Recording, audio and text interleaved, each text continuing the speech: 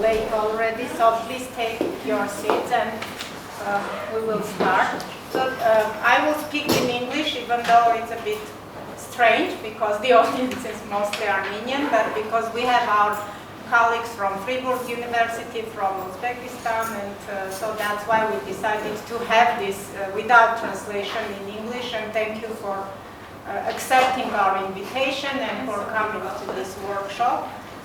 We have been planning this workshop for a long time, and the first time we had similar conference workshop, it was pre-COVID time in 2019 when our colleagues from Freiburg University visited Yerevan State University. And since then, a lot of things happened and time passed, but we were very determined to have another workshop. And we thought about the title a lot, and then we came up with this title that we think resonates with the situation in the world and in our region today, which is Gender, Crisis and Uncertainty. And unfortunately, this is what we have been living through for the past several years already, in the situation of crisis and uncertainty. And we're very happy that our colleagues from Freiburg, Andrea Boscoboinik, Sibyl Lustenberger, and Fatima Karimova from Uzbekistan Andijan Machine Building Institute came today to Armenia, and they're very interested in also learning from our audience how we perceive this crisis and how this uncertainty affects us also. And I think that we, as researchers and as people working in the academia and civil society, we learned to navigate through these uncertainties, or at least we're learning now, because unfortunately we don't have any other way. And I think talking to my colleagues and just reflecting on what's going on, some of us feel really, I don't think it's an exaggeration, but some type of an existential crisis, because we have to reflect on everything, on the data that we're gathering, on the literature that we refer, and also, the most importantly, on the methodology that we probably used before all these crises that happened, and now we're more in line with, we're reflecting and discussing about new type of methods that we can use to gather data, which is mostly the oral stories and some other new, more creative methods, because this is what probably reflect the uncertainties better than any other social methods now. I think it's also very important to understand that new type of social groups are becoming structurally excluded or marginalized in our region and in the world in general and in our society as well. And new types of vulnerabilities are emerging. And that's why we, also as feminist researchers, we think it's very important to highlight once again feminist perspectives on these issues, and more, to try to create an environment where marginalized groups, including women's groups, can present their voices and can really reflect on these structural injustices, on all these power structures that we see in these new uncertainties and new realities, because as we know, it's mostly vulnerable groups, structurally excluded groups that are affected the most by this type of crises.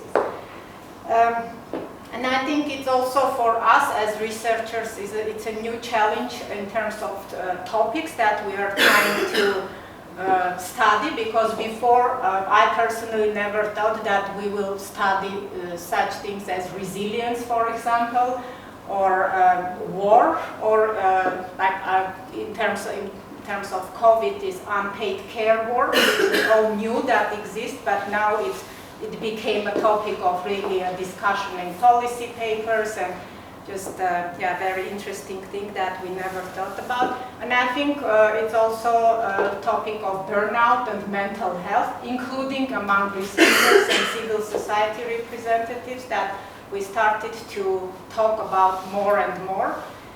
And I think it's really more than ever that we feel this social responsibility to talk about these topics and to maybe to unite our efforts. And I want to thank everyone for being here, because it's also an attempt to show this solidarity and to reflect together on how we can continue navigate through these uncertainties and to learn from each other and to see how, what we can do together. Because I feel that it has been a long time that we were talking with our colleagues also from the Yerevan State University that we have to do something.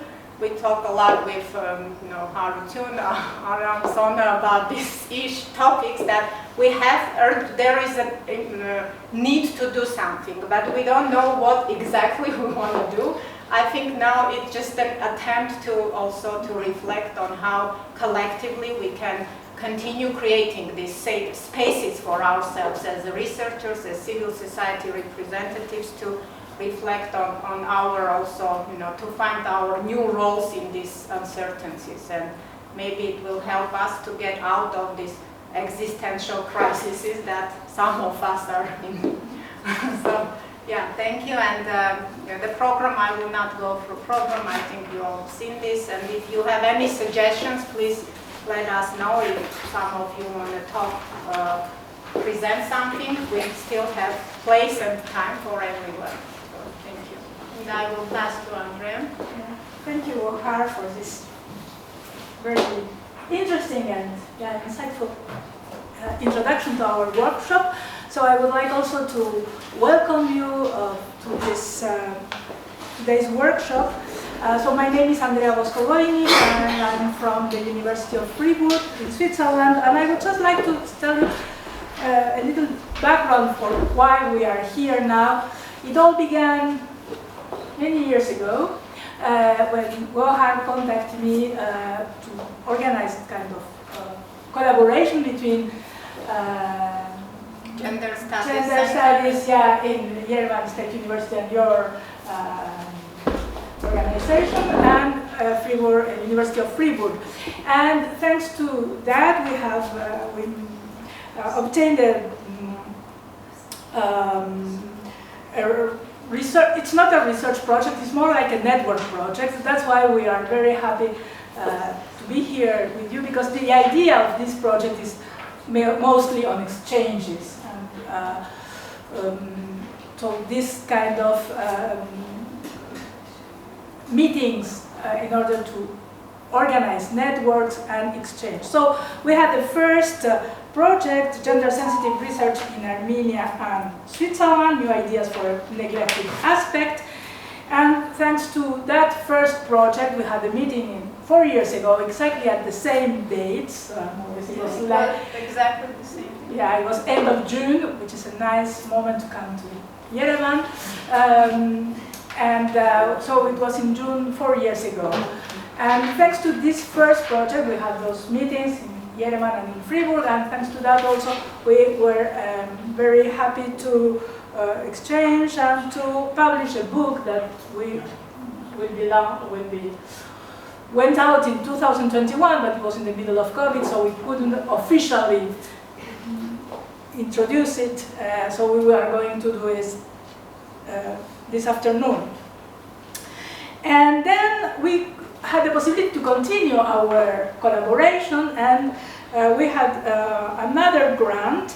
We obtained another grant from 2021 until 2023, which we had the possibility to expand from Switzerland, Armenia, and to include also Uzbekistan with the building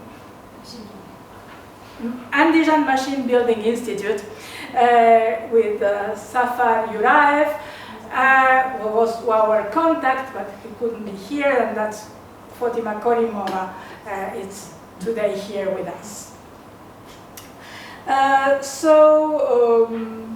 COVID didn't allow us to meet during these years, but fortunately we were able to continue our contacts and changes through Zoom, Teams, and all these new apps that appeared in this period. And that's, well, also as Rohar already explained, we were living this, in our exchange project, in our network project, we were really experiencing these uncertainties, vulnerabilities. That's why, as you said, we decided to focus on this topic for this two-day workshop. So as said, the different parts of the program you have already here. And before we begin actually with the modules, the different presentations, we have some short little presents that Sibyl will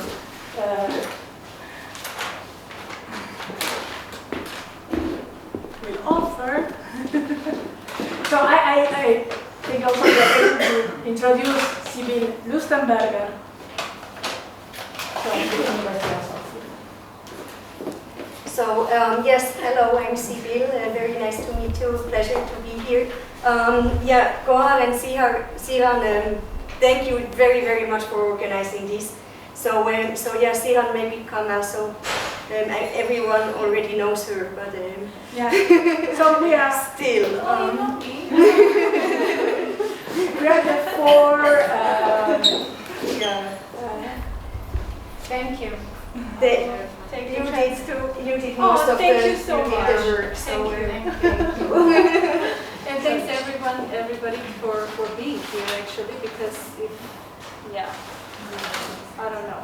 So I would also to thank the hard people work here. behind all this, but you know, if you're not here, there is nothing. So it's all thanks to you. Yeah, so we also brought some chocolates for the coffee break for everyone. For everyone, and also for the recording. Thank you very much. Thanks a lot. We will put it. Yes, perfect. Yeah. So, yeah. content with you. We can start. We can start. Yes, our two first panelists. Our first discussion will be on mobilities, inequalities in gender in times of passion, and I am very pleased to invite my dear friend and colleague Aram Vartikyan, who is from the university, the director of the Center for Migration Studies at the university, and also Nvard Margaryan from Socioscope. Socioscope Research NGO is our great partner of Women's Fund Armenia, and in general our friends also, and very rarely positioned organization that is from civil society but also research center. So it's very rare to find in Armenia this combination. Please, you can take your seat, and Andrea, you will. I will begin. I will first of all.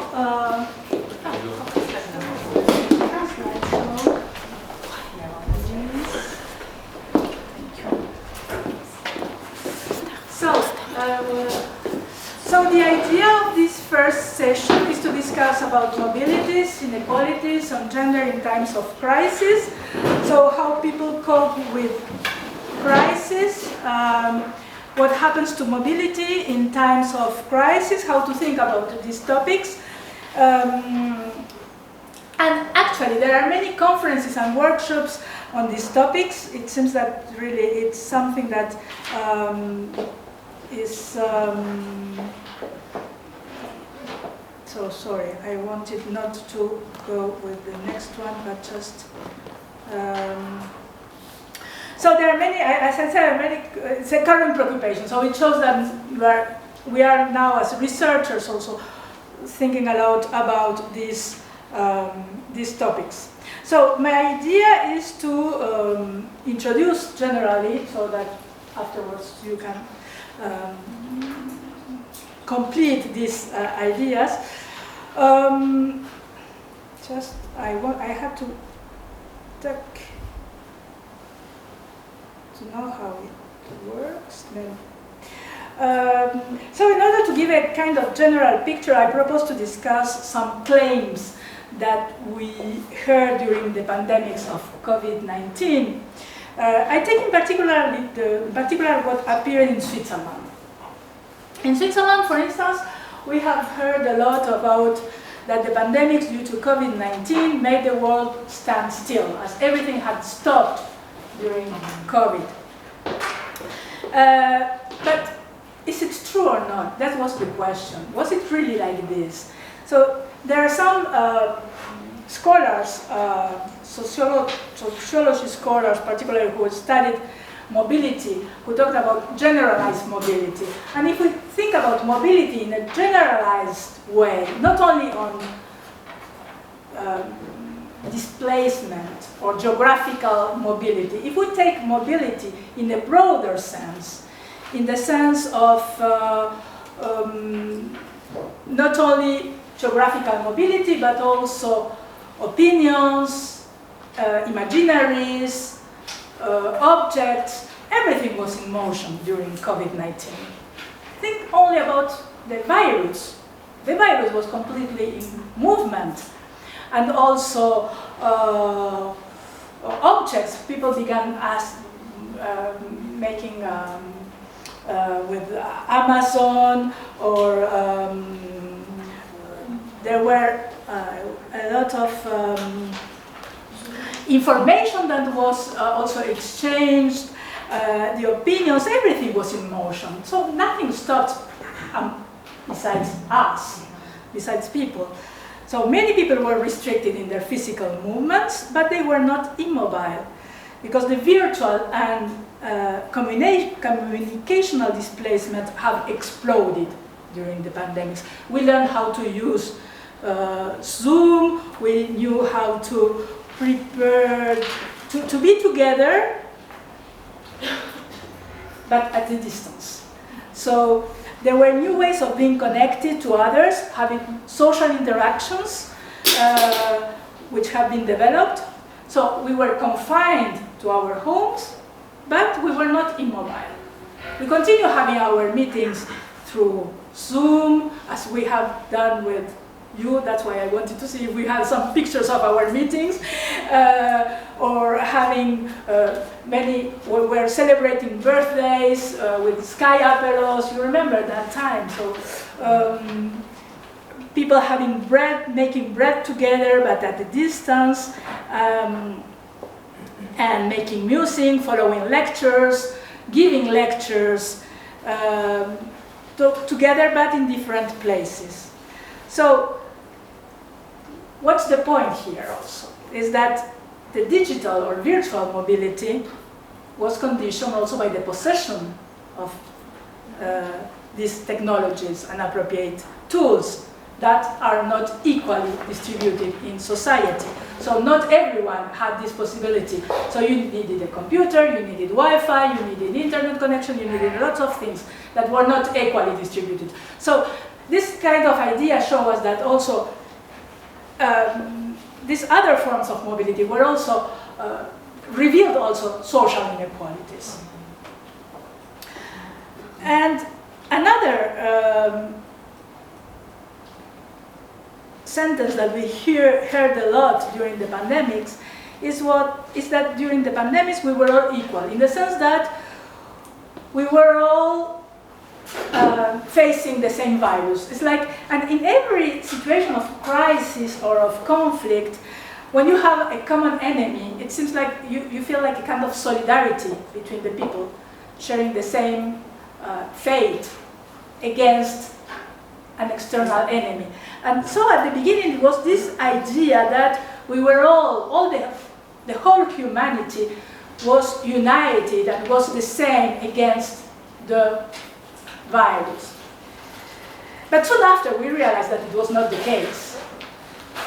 So if at the beginning of every crisis we have this feeling of sharing the same fate, but soon after this crisis revealed the vulnerability and social inequalities, because, as I said, not everyone had the same access to, let's say, virtual mobilities. But not only, so if we think also on the impact of stay-at-home policy, so we have to stay at home, everyone had to stay at home. But it was not the same, the situation was not the same depending on their job, depending on their, or lack of job, depending on their income, depending on their housing situation, depending on the square meters, the number of rooms we had, if we had access to a balcony, to an outer space or not. So the stay-at-home policy, it was not the same for everybody, and its effects on people's and mental and physical well-being varied greatly depending on these different conditions, housing conditions, job conditions, gender conditions. And also if we have access to a PC, internet for one's work, for the children's homeschooling, and also for entertainment, also on being able to have the fridge well stocked. So the list could go on. So if first we had this idea that we were all equal against the virus, it was not soon revealed that it was not the same for everyone, and that there were many levels in which we can analyze those inequalities. And what we have seen is that the pandemic has not only brought out how disparities render some people more vulnerable than others, but has also exacerbated already existing inequalities and generated new injustice. And what it was quite, it's true quite in Switzerland, which is considered as a rich country, we realized that those who had precarious situations became very visible, particularly during the campaigns of distribution of food that revealed the high number of persons in need. So people that have lost their jobs, also the place where they work, because some women, for instance, were working as employees in houses, and from one day to the other they get jobless and homeless, because they worked in the place where they live, and they had to live both the job and both the house. All the case of nannies or domestic help. So instead of being all equal, the pandemics revealed the precarity and vulnerability of many people who were invisible, and particularly it revealed the social inequalities linked to gender, as women have more precarious jobs, and particularly in Switzerland. And so these are some pictures of distribution of food, and the queues to get the food were really impressive. And this was, for instance, in Geneva. But in every city in Switzerland was almost the same, and that was kind of also shocking experience to see how in such a rich country there were too many people who were in need during the pandemics. Then also during the pandemics, the physical movement of people depended on the rules and measures of each country, of each nation state. So it was this was also introduced the importance of the structures that enable and regulate mobility. Who would be able to move, and where, and how. For instance, in Switzerland, we were not completely confined, and it was the case in Italy or in France that they couldn't go out from the house. In Switzerland, we were able to go out from the house, but we couldn't go out from the country. We were semi-confined,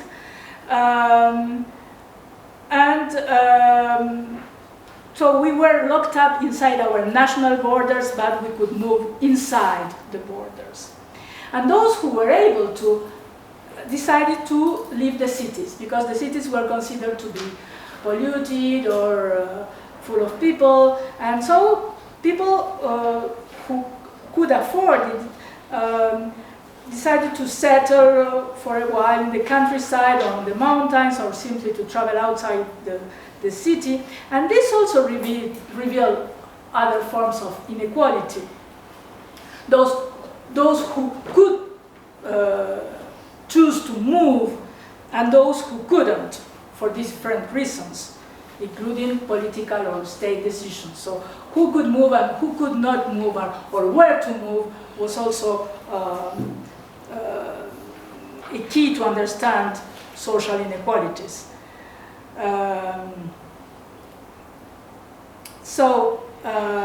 Yeah, this was before the picture of a student of one of my lectures who sent me this picture. She was making an exam from this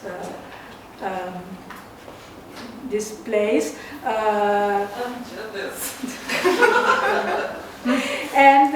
Yeah, because I mean, this shows also this kind of possibilities or impossibilities. Who could go out? Who could make an exam from this place, or who couldn't?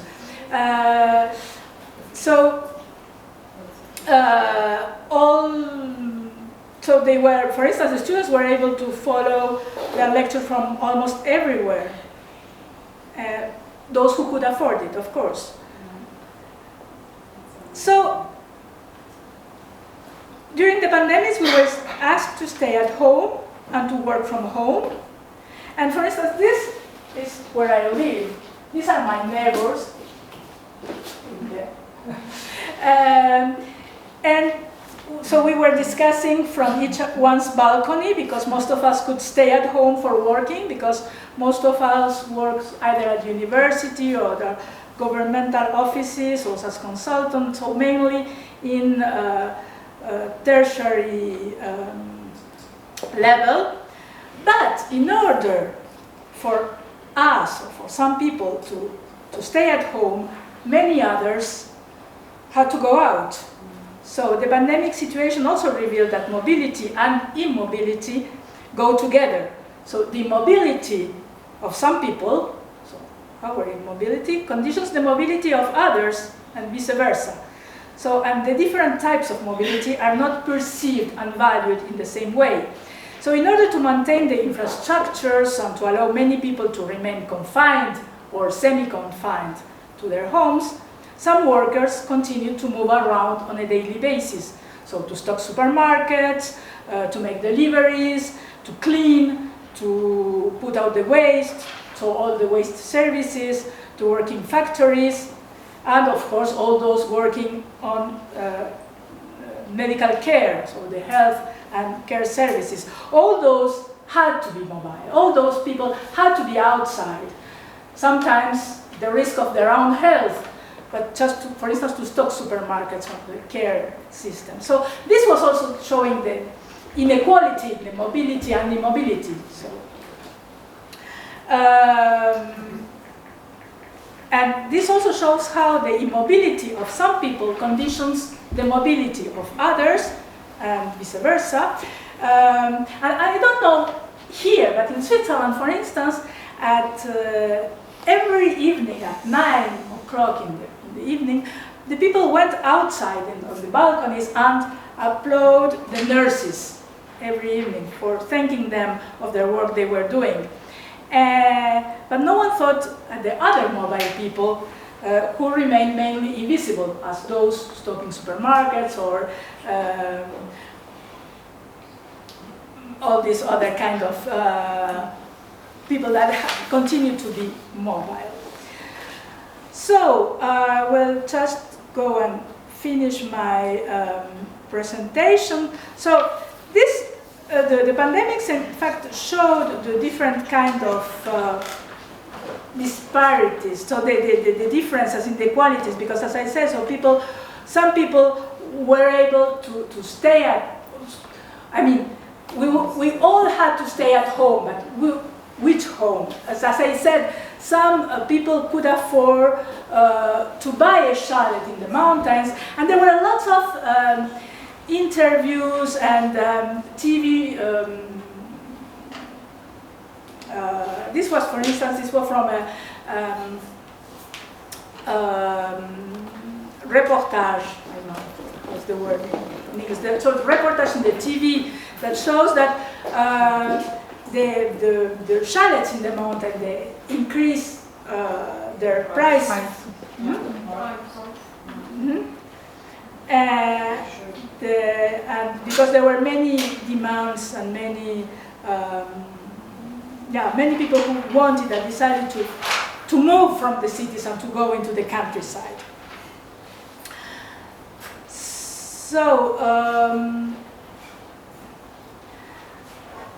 to conclude, so as I said at the beginning, so there was this sociologist that called from the mobility turn, generalized mobility. At the time when they developed these theories about generalized mobility and considering mobility not only as displacement or geographical movement, but also as the movement of opinions, ideas, objects, everything being on the move. When they proposed these theories in the 90s, and beginning of also 2000, they said that this generalized mobility would enhance the quality of life and somehow democratize living standards.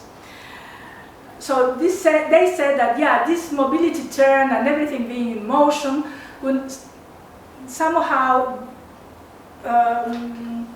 bring more democracy and equal standards. But time has proved that mobility evokes an ambiguous and peculiar notion, anthropologically good to think, and particularly that mobility didn't bring more democracy, but instead probably it shows more the vulnerabilities, the precarities, and that not everyone has access to the generalized mobility and not in the same way. So this generalized mobility did not achieve equality between people, and there are different types of mobility that are valued in different ways, and that this was clearly shown by the pandemics that showed us all these differences between who could move, who could not move, who could have access, who could not have access to different types of mobility.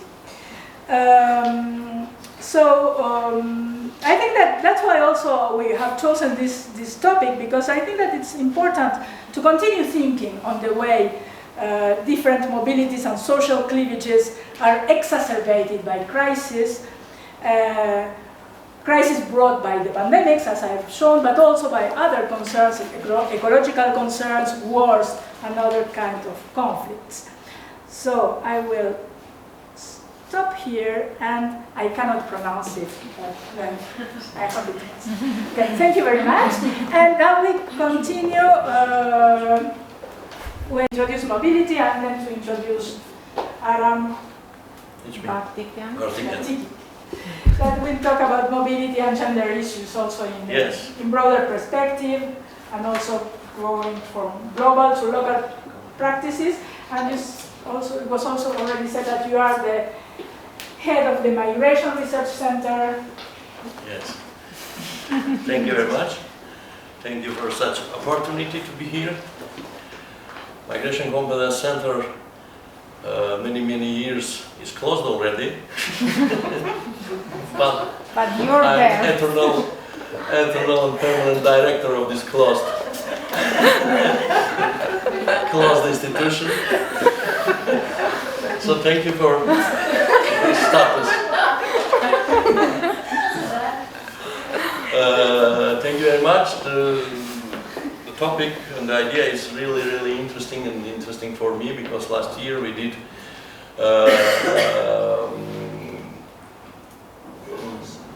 for me very impressive research on perspective and possibilities and potential of mobility in Armenian school with my students. Thank you, her, Sona Keshishan. I have to mention her. Today's presentation is, it can be a little bit poetic, not purely sociological. Yesterday I thought, what must be the title of my today's speech, and I choose something poetical. This is infertility, or the gender paradox of school education. Saying infertility here, I mean some kind of social infertility, not biological. And the subject of infertility is not a human, is a school, is an institution which is infertile, if my English is right here. And theoretically, the words here can be dedicated to Michel Foucault, because it was really hard to find other thinker who is more in line than Michel Foucault with our ideas, with our thoughts here. We found paradoxal situation. Armenian school, and I think not only Armenian school, because Foucault is universal, I think here. So his theories are universal. I think here school is paradoxal. There is a paradox of contradiction between pseudo-liberalism in school, I will say masculine pseudo-liberalism in school, and classical conservatism, I will say classical feminine conservatism in a school. But this pseudo-liberalism of boys in school also is a kind of conservatism. There are two contradictory conservatism which bring to the infertility of this institution. What I mean, what is school? School is, according to Michel Foucault, is a disciplinary organization. In general, I can say that some education, especially school education in a particular level of school education, is some kind of violence against, let's say, children, against, let's say, human. This is limitation of some kind of behavior, directed, ordered limitation of free behavior of free behavior of everybody in school. We did a lot of interviews with school teachers. They are mainly women, and in our sampling we had men too, which were sport teacher and this so-called military education teacher. And what we have seen that time, impossibility to take under control boys in this disciplinary institution. Boys must be free because they are boys, but must be free from what? From orders, from direction.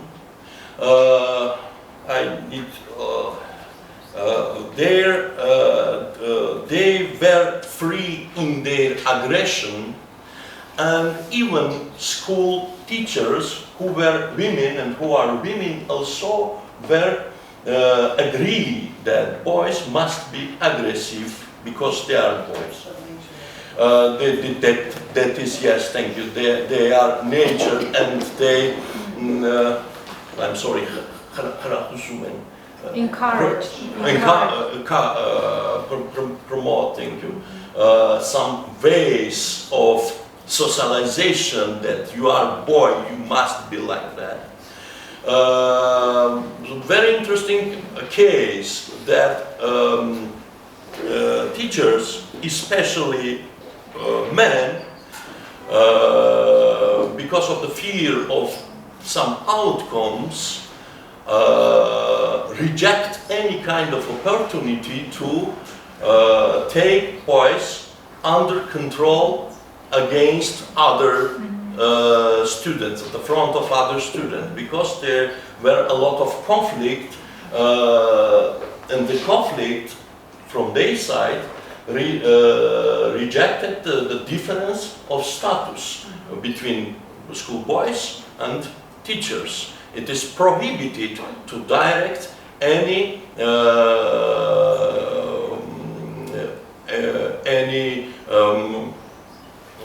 not criminal, any deviant manifestation of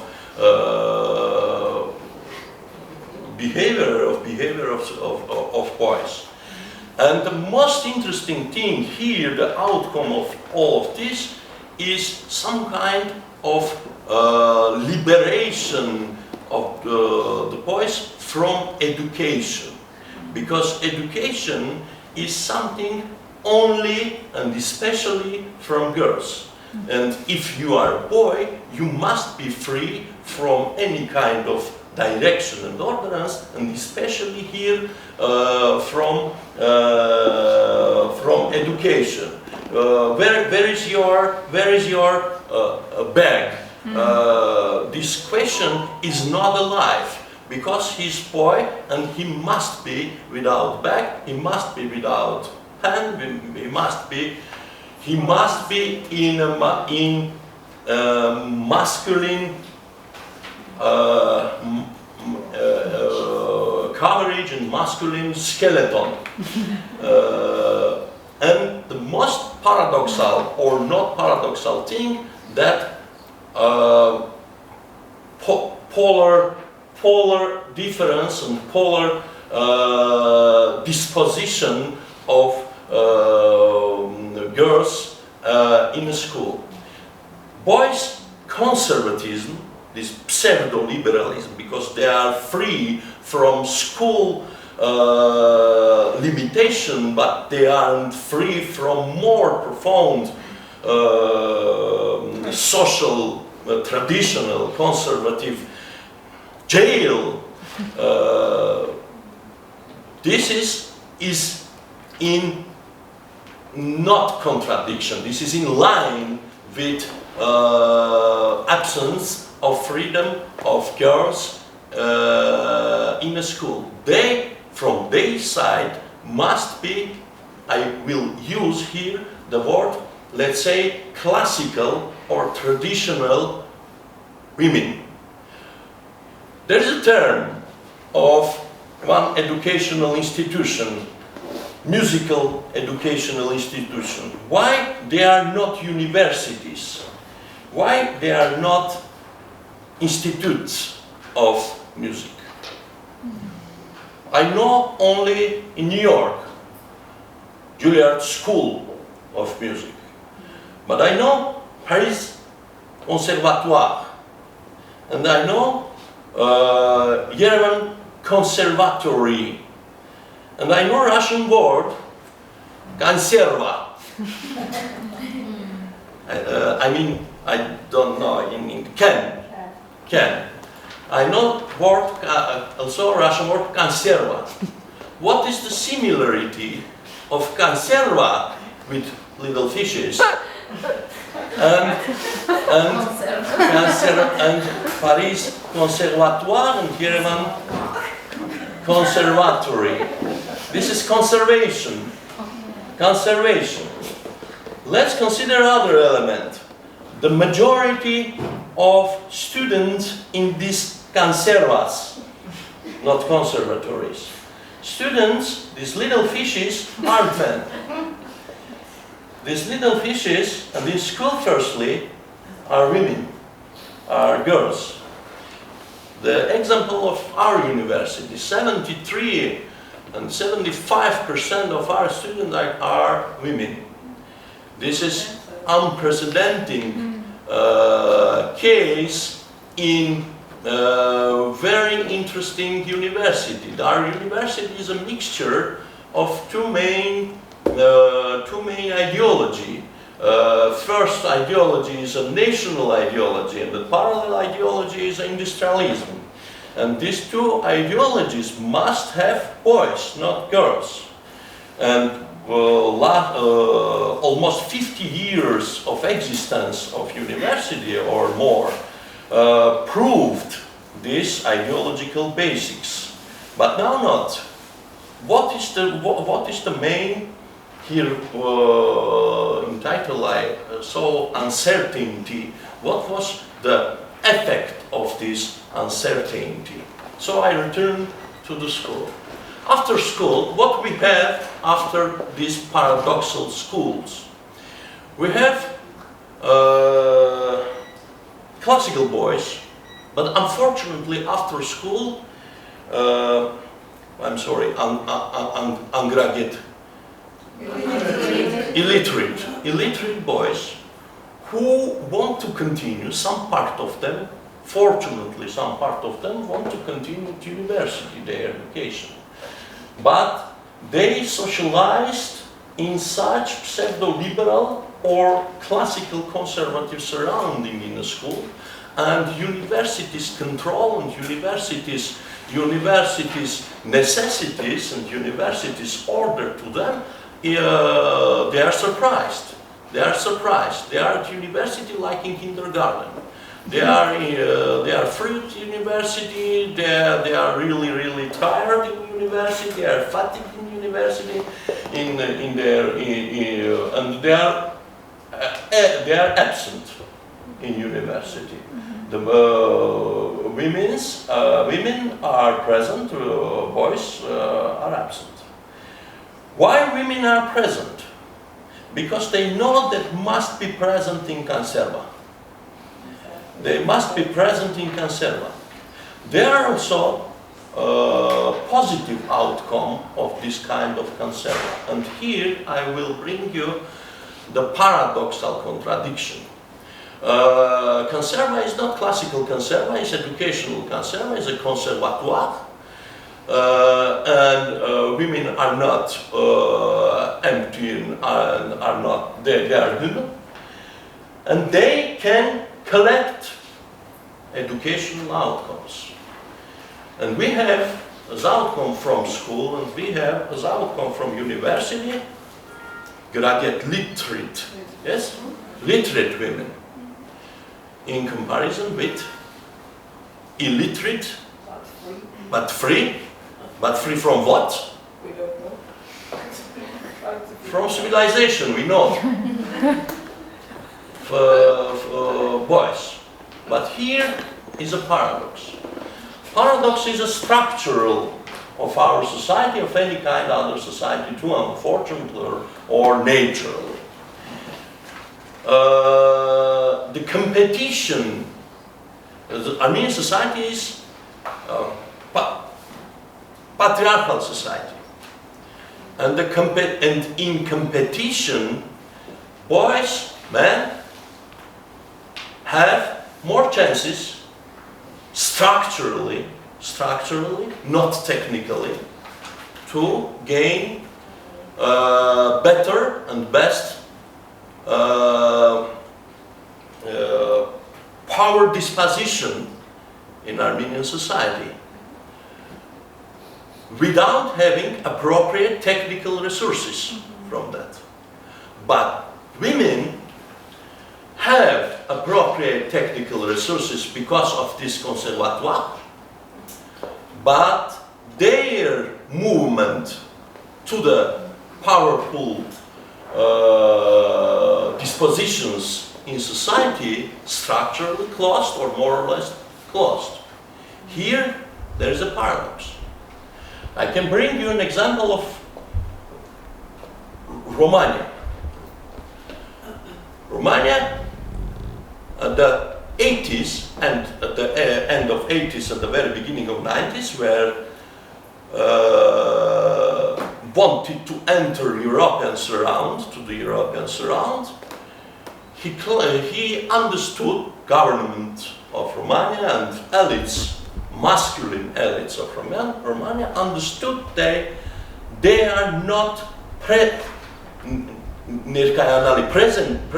representative for European new possibilities and new chances for new life in Europe, because their men repeated the same examples, behavioral stereotypes, which I presented here. But at the same time, they understood that they have presentable women. Presentable women. Why? Firstly, because as in Armenia now, or during Soviet time, we had, and now we have, I'm sorry, harsikneri fakultetleri, brides faculties. And these brides faculties are linguistic faculties. And they need English knowledge, Romanian government. They need French knowledge. Boys and men don't know any other word beside Romania. And here they thought they for better opportunities for integration in European society, only way to be representative is a way, I have to use, unfortunately here, not the word, to use women. And they used women to gain opportunity. Now, more or less, the situation is similar in Armenia. We collected, conserved knowledge as women, and we fabricated a lot of powerful men without appropriate skills and flexible opportunities, power opportunities here in Armenia. Here is the paradox. And in time of uncertainty, what is the, unfortunately, what is the feedback? What is the feedback? What is the effect of uncertainty? The effect of uncertainty is not flexibility. The effect of uncertainty is return. Alain Touraine, one other French sociologist and thinker, established a term, the claim of identity. The claim of identity. The claim of identity, saying that in times of uncertainty, society tried to return of their peculiar, crystallized manifestations of different kind of identity. And here we have two kind of crystallized identity. Masculine or feminine, gender crystallized traditional identity and national identity. The time of uncertainty is a time of return, not the time to go to future.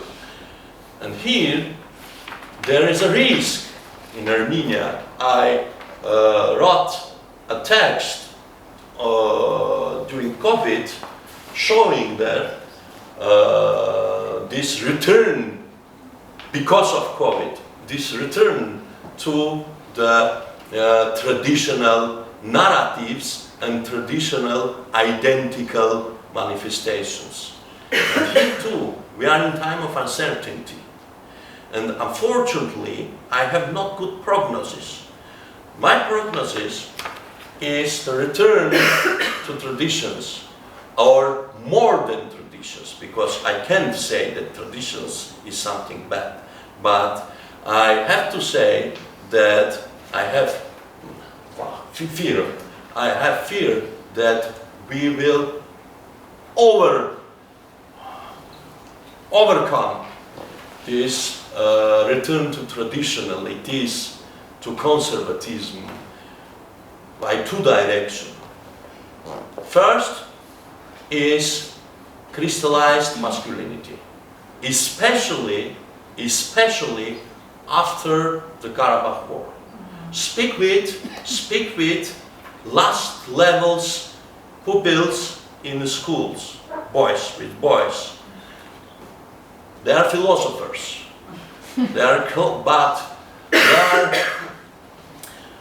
They are some kind of national Stoic philosophers. The mix of Stoicism and nationalism. They are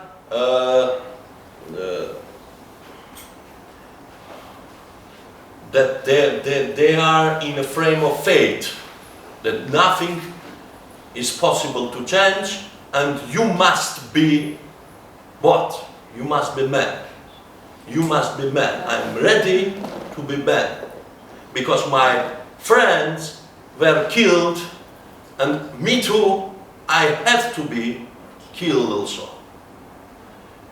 This is a return to mythic masculinity, heroic masculinity, which is unfortunately in large social surrounding infertile.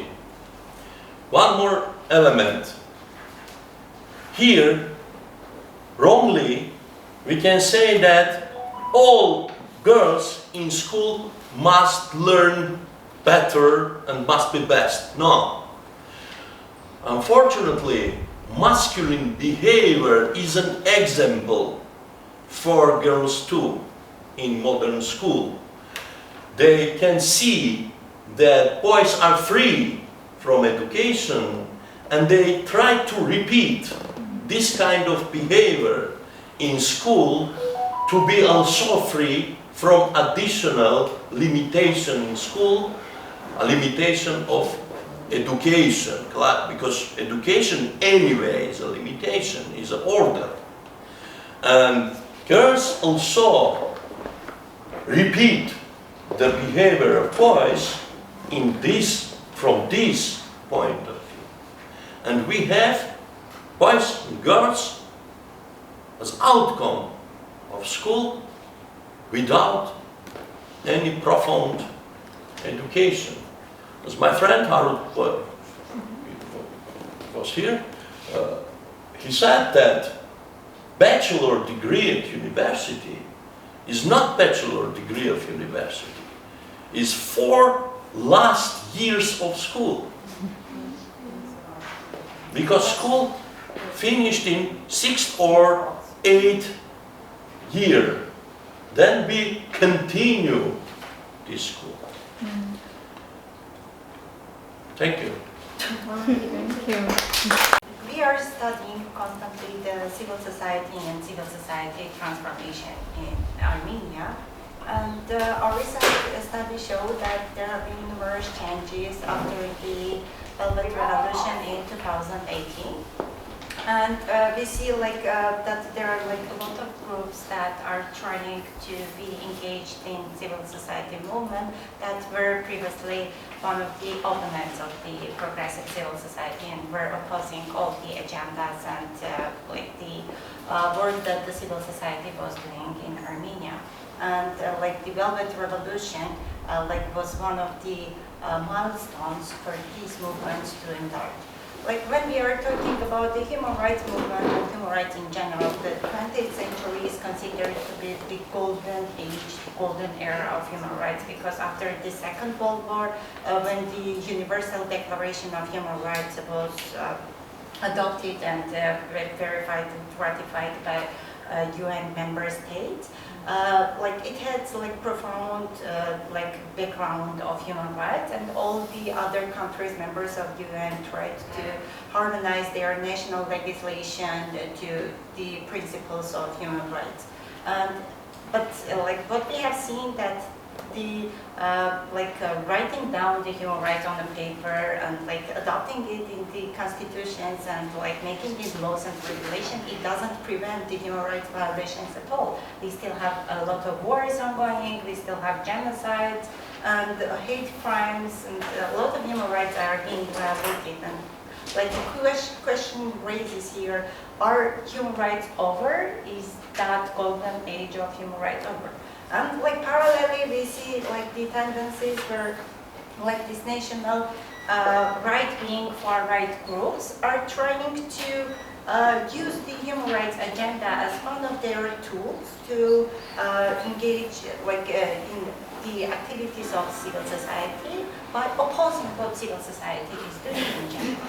So we have studied all, we have seen this in Armenia after the Velvet Revolution, and we have studied it like with my colleagues at Soysosko, and we used the analytical classification of Ron Dudai's conservative right-wing campaigns, and we have identified three main analytical classifications. The one is entryism, the second is mimicry or copying, and the third is victimhood work. So what we have seen under this analytical classification. So what is like entryism? It's like when you enter somewhere that is not your space originally, but you want to make it like your space. So before the Velvet Revolution in 2018, like the progressive civil society that is like working for marginalized communities, for vulnerable groups, and is bringing the human rights protection of those groups in the agenda and wants to focus the state's attention to these questions, they were like considering the space of civil society as shrinking, because there were like a lot of laws and regulations that were proposed by the government that were meant to shrink the actual space of civil society. And we have seen that back then, before 2018, the government was establishing its ghost organizations or marionette organizations that were considered also as civil society, and they were closely collaborating with the state. So there were like three types of organizations, these Rongos, Bongos, and Gongos. So Gongos were like government organized non-governmental organizations. Bongos is like business organized NGOs, and Rongos, the Russian organized NGOs. They were like closely collaborating with the state. They were like signing the agreements of the Memorandum of Understanding together, like cooperation agreements. And these organizations were present all the time the state was doing something. For example, they were forming an anti-corruption committee. These organizations were there, and they were like making reports that Armenia progressed in fighting against corruption. Or, for example, they were like receiving a lot of grants and a lot of funding from the state for fighting against smoking, for like environmental causes, or for advocating genocide recognition, etc. And we have seen that these organizations were sometimes even, they did not exist in reality. They were like registered in the state register, but like for like a couple of organizations, the address of registration was the same. Like there were like investigative journalists who wanted to like monitor the work of these organizations that were funded by the state and could not find anybody who was working for that organization. But we have seen that these organizations were present in the UN level or like the national level, and they were presenting the alternative reports, shadow report, and like applauding the state for doing something. And meanwhile, these organizations were like competing with the progressive civil society, and they were like bringing parallel agenda that everything is fine, but like this progressive civil society is complaining, but their complaints are not legitimate because we are also civil society and we are telling this. And these organizations that were ghost organizations or marionette organizations were like the ones who were blaming the progressive civil society for taking the shit out of the country or like presenting our like budgets to like the world, and that's why we have been always criticized. But like after the revolution in 2018, we see that the close circles of the second and third president of Armenia, they are forming another civil society, and their main target is like the progressive civil society, because targeting the progressive civil society, they want to target the current governments to regain the previous power that they used to have. And these organizations, or former authorities, former political leaders, currently we see that they are establishing non-governmental organizations fighting for human rights protection, and they are like again present in all high-level UN meetings. They are, for example, in making speeches in Universal Periodic Review and like blaming the civil society, not the government, but the civil society, for talking about the human rights violations in the country. Besides this type of entryism, there is another form of entryism, which is like the physical entryism, that has the aim to spoil the work of progressive civil society, and it's always accompanied with like means of new technologies like video recording, audio recording. So we see that these groups of people that are like very closely linked to the circles of the second and third president, they're like just entering the physically entering the events and the conferences organized by progressive civil society, and they're spoiling the events and recording everything. That's how they wanted to reach to the audiences of the progressive civil society as well. There are a lot of examples of entryism, but I won't tell all of them now. If you are interested, this article is published in our website, and you can read and give your feedback on it. So when we are talking about the second classification, which is mimicking and copying, the word say itself, the meaning.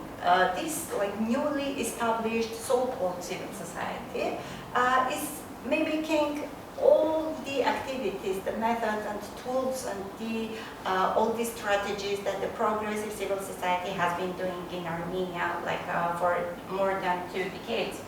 And human rights is not someone's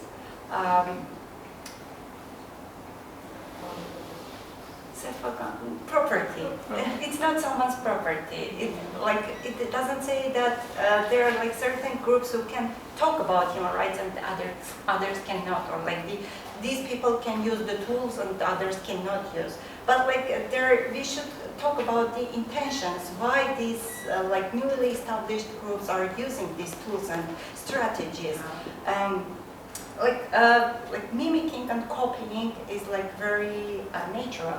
When we are establishing initiatives or we are establishing NGOs, we are also copying. We are copying our colleagues who have done something. We are not inventing the bicycle, but we are copying what is already there. But when we are talking about this newly established civil society or these anti-gender groups, it's not copying of an admired peer rather than a hated opponent. They are copying with the hatred, and this is aggressive mimicry. And human rights has always been a tool for more vulnerable groups and marginalized groups to talk about their own problems and to advocate for the solving of those problems. But these groups are using these tools and this methodology and strategies for their very narrow interests that are mostly political and economic interests, and and doesn't have anything in reality to do with human rights.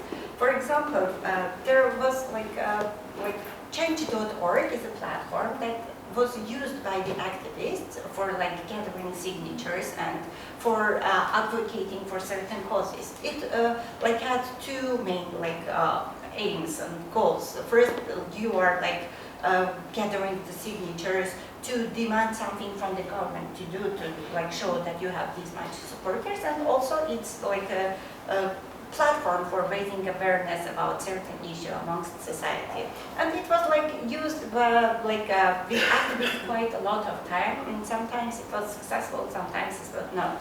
But like now we see that these platforms and these methodologies are very familiar amongst these anti-gender groups, and they are like actively using it. For example, we have seen like that after the revolution since 2019 and 2020, these anti-gender groups were using this platform for gathering signatures against the ratification of Istanbul Convention. And like the tools that is created by activists for like human rights causes was being used like to mobilize a community against human rights and against the causes that this platform was meant to. Like afterwards, this petition was shut down, and like that's like when we are talking about the victim work now. Because of these like people who initiated this campaign, they claim themselves to be violated and their human rights is violated because they are the victims, and because there is like a freedom of speech and their freedom of speech was violated.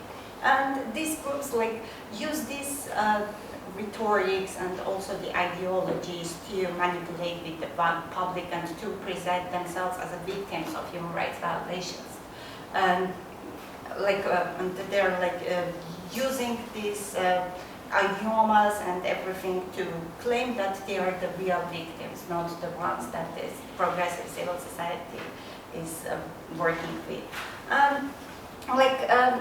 This is really very challenging situation, because on one hand, like everybody can talk about human rights, and this is not something that only certain groups of people should do. But on the other hand, we see that these transformations are creating like additional challenges and may have bad consequences. Like, for example, we already see that the groups, newly established groups, are creating and some sort of coalitions with the progressive civil society because there are like causes where their interests match. For example, this like disability rights movement and anti-abortion movement, they formed a coalition to fight certain laws on anti-abortion, but it can go far, and we don't know what will happen in the future. So, like, this is a question, this is a topic that we are monitoring, and like we'll continue it. Yeah, that's it. Question. Thank you very much. Thank you. So, as you probably noticed, we are already